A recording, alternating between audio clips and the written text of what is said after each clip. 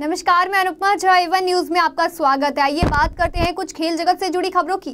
भारत की लैशराम बोम्बियाला देवी ने शानदार प्रदर्शन कर रियो ओलंपिक में महिला तीरंदाजी के प्री क्वार्टर फाइनल में प्रवेश किया। बोम्बियाला ने दूसरे दौर में चीनी ताइपे की लिम सिंह चिया को 6-2 से हराया। बोम्बियाला को इस मुकाबले के पहले सेट में संघर्ष नहीं करना पड़ा। उन्होंने इसे 27-24 से अपने नाम किया। दूसरे सेट में दोनों तीरंदाजों की शुरुआत अच्छी नहीं रही, लेकिन बोम्बियाला ने अच्छी वापसी कर इस सेट को 27-24 से जीता। तीसरे फ्रेम में चीनी ताइपे की तीरंदाज ने अच्छा प्रदर्शन कर इसे 27-26 से अपने नाम किया। बोम्बियाला ने चौथे सेट को 28-26 से जीतकर अगले दौर में भी जगह बना ली। बॉक्सिंग में रियो से भारत के लिए अच्छी खबर आई है। भारतीय मुक्केबाज मनोज कुमार ने 64 किलो भार वर्ग के प्री क्वार्टर फाइनल में जगह बना ली है। राउंड ऑफ 32 के एक अहम मुकाबले में मनोज ने लिथुआनिया के इक्लिडोस पेट्रोस्कस को 2-1 से हराकर दूसरे दौर में जगह बनाई। मुकाबले की शुरुआत से ही मनोज कुमार ने अपने विरोधी मुक्केबाज पर जोरदार हमले किए और उन्हें लगातार बैकफुट पर बनाए रखा। मनोज के ज्यादातर पंच टारगेट एरिया में लगे। उन्होंने अपरकट, हुक जैसे कई पंच लगाकर पॉइंट अर्जित किए। पहले और दूसरे राउंड में उन्होंने 29-29 का स्कोर बनाया। तीसरे दौर में वो विरोधी मुक्केबाज से 1 अंक से पिछड़ गए, लेकिन पहले 2 अंकों में बढ़त के कारण मनोज मुकाबला अपने नाम करने में कामयाब रहे। भारत की तीरंदाज दीपिका कुमारी ने बारिश और हवाओं के बीच अच्छे खेल का नमूना पेश करके रियो खेल के व्यक्तिगत रिकर्व रैंकिंग राउंड में के प्री क्वार्टर फाइनल में प्रवेश कर लिया है। झारखंड के दीपिका ने अपने पहले दौर के मुकाबले में जॉर्जिया की क्रिस्टीनी इसेबुआ को 6-4 से हराकर आगे निकल गई।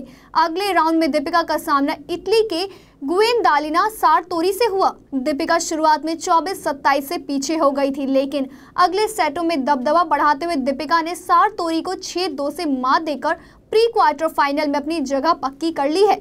आपको बता दें कि इससे पहले भारतीय महिला तीरंदाजी में दीपिका कुमारी, बोम्बियाला देवी और लक्ष्मी रानी मांझी की टीम क्वालिफाई नहीं कर पाई थी।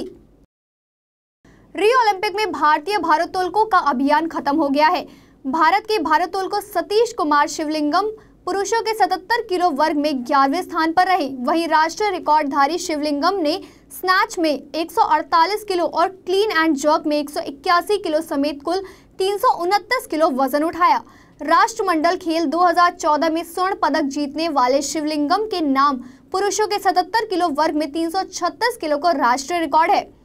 आपको बता दें कि ग्रुप ए के स्पर्धा में कजाकिस्तान के राहीमोव निजात ने 369 किलो वजन उठाकर गोल्ड मेडल जीता, जबकि चीन के यू शियोजान को रजत और महमूद मोहम्मद को कांस्य पदक मिला। भारत की शाइखो मीराबाई चानू 48 किलो वर्ग में क्लीन एंड जर्क में 104 किलो का एंट्री वेट भी नहीं उठा सकी। पिछले साल भारतीय टेनिस खिलाड़ी सानिया मिर्जा और स्विट्जरलैंड की मार्टिना हिंगिस की जोड़ी ने 3 ग्रैंड स्लैम समेत 9 खिताब जीतकर टेनिस की दुनिया में तहलका मचा दिया था। चार्ल्सटन का मुकाबला जीतने के साथ ही मार्टिना की साझेदारी में सानिया मिर्जा दुनिया में शीर्ष रैंक हासिल करने में कामयाब रही। आपको बता दें कि सानिया ने अपने करियर का पहला महिला युगल ग्रैंड स्लैम भी मार्टिना के साथ मिलकर ही विंबलडन में जीता था। इसके बाद इस जोड़ी ने 2015 के अमेरिका ओपन में महिला युगल का खिताब जीता, लेकिन लगातार 41 मैच जीतने वाली इस जोड़ी को बीते 5 महीने से कोई कामयाबी नहीं मिली। रियो ओलंपिक में अभी तक भारतीय एथलीटों के खराब प्रदर्शन की आलोचनाओं के दौर के बीच महान क्रिकेटर सचिन तेंदुलकर ने कहा कि जब मनोबल गिरा हो तो उनका ज्यादा समर्थन किया जाना चाहिए। तेंदुलकर रियो ओलंपिक में भारतीय दल के सद्भावना दूत भी हैं। उन्होंने कहा कि उन्हें उम्मीद है कि देश के एथलीट खेलों के अंतिम छोर में बेहतर प्रदर्शन करेंगे।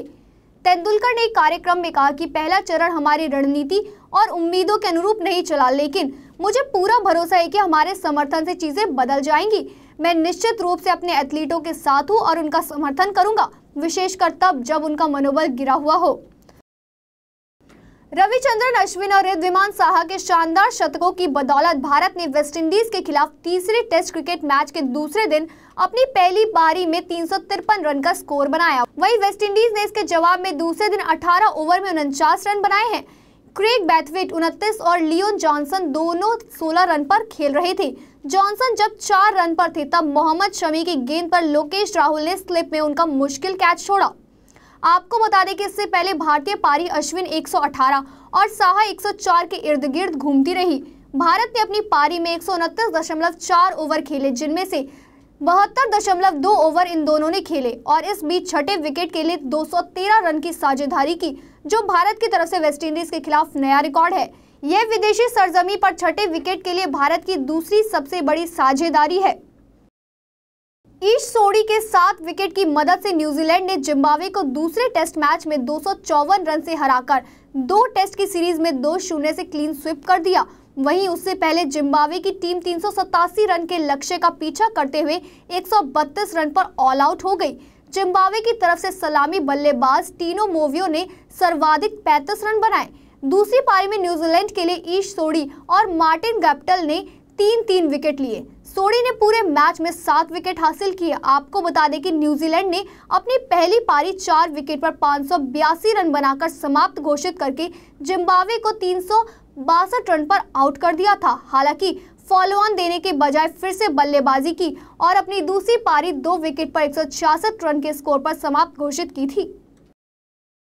रियो में भारतीय ओलंपिक खिलाड़ियों पर शोभा डे के ट्वीट को लेकर अभिनेत्री कंगना रनौत ने लेखिका की आलोचना करते हुए कहा कि टिप्पणी बहुत ही दुखदाई है।